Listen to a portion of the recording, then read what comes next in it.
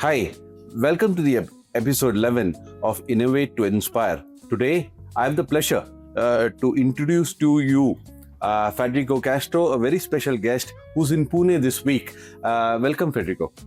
Well, RH, thank you so much for hosting me this week. It's been extremely busy. We've had a lot of team events. We visited Infosys, our trusted partner in the CP Core project, and we've just had a fantastic time with the team. Thank you. Thanks, Federico. Federico is the head of financial compliance. He's based in the Madrid office of Syngenta. During this podcast, we talked through a couple of questions that we have for him. We also cover something which he enjoys in Pune as well. So with that, let's get started. As we approach end of 2025 and look ahead to 2026, how do you envision the evolution of financial compliance journey this year as we go ahead to next year? Well, we still strive to be a trusted business partner, whether it's to projects or the business on risk and controls, right? We're not a policing function. We try to get involved early in projects to make sure that the controls are embedded when we have a new business model or a new project, and just making sure we have a sound control environment. One of the areas that I would like to highlight this year is the CCM transformation. So CCM stands for continuous controls monitoring, right? And that's kind of the backbone of our function, where we test controls continuously throughout the year to make sure that people are continuing to perform the controls as they should, right? And just maintain a sound control environment. We're trying to move towards a more dynamic approach using data analytics to focus on departure from processes and deviations rather than just random testing, right? And the idea is to identify issues and fix them more effectively.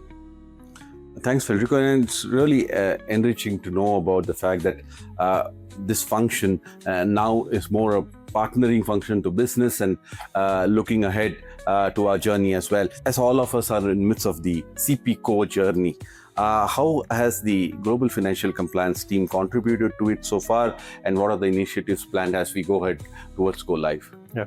Before I get into that, I would like to highlight the visit we had on Tuesday to Infosys. Great campus in Pune, by the way. Fantastic setup there.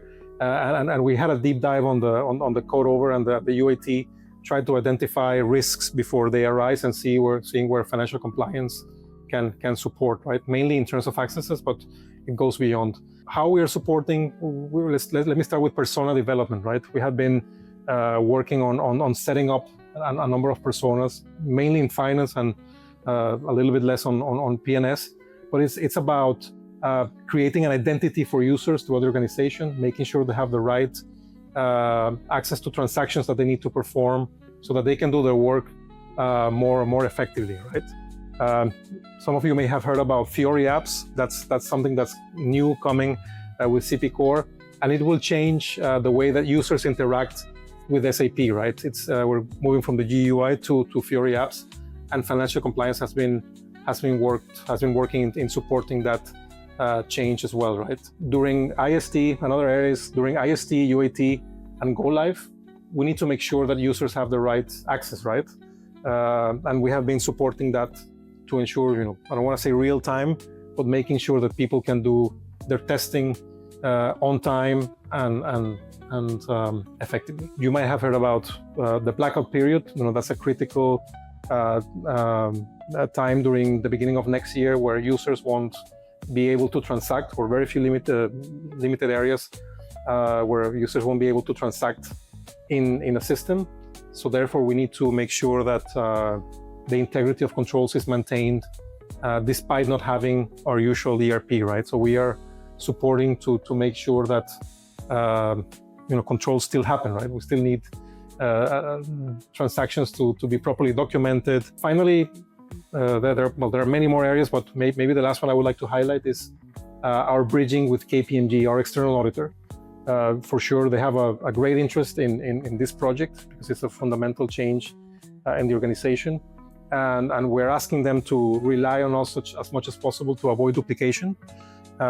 We are doing a lot of work around assurance of the design, data migration, and they should leverage as much as possible on the work that is already happening in financial compliance. So those are kind of the key areas where we are supporting. Thanks, Federico. All of us know that you're a food enthusiast. You've been coming to India quite regularly, and we heard you say that it has been a short but a very hectic week. So, have you been able to enjoy the regional cuisines here, and what's your thoughts about food in India? Yes, I've been fortunate enough to come at different times of the year to India. Unfortunately, it's not the right time of the year, but I always enjoy when I come around April, May. The mangoes are the best in the world. Number one, I always make sure to have dosas, although it's not a local specialty. Around the office, there's a couple of great South Indian restaurants. I was fortunate enough this time to try the sabudana khichdi, which is if I understand well, it's a local, it's a Marathi specialty. Absolutely. And it was fantastic. I will encourage every visitor to Pune to try this because it's absolutely delicious. Thank you. Before we let you go, one last question, Federico. And with so much happening around, with so much of so many priorities in life, outside of work, how do you enjoy yourself, and what do you do for fun? Well, I've been trying really hard during the last couple of years to make time for sports, because you need to really cool down after work and making sure you have other things to look for outside of work. I started practicing a bit of paddle, which is it's analog to tennis, and a bit of windsurfing as well when the time is right. So that's what I try to do outside of office hours when I have time. Thank you so much, Federico, and it's been a very good conversation. Looking forward to the exciting times in financial compliance.